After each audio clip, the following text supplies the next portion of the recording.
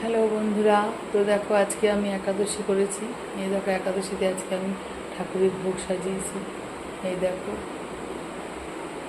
আমার, এই দেখো গোপুসোনাকে দেখো, এই যে আমার গোপুসোনা, এই দেখো আমার গোপুসোনা, এই দেখো আমার গুরুদেব বর্মা বদ্দা,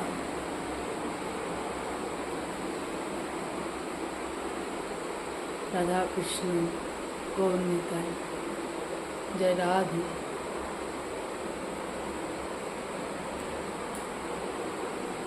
জয় জগন্নাথ।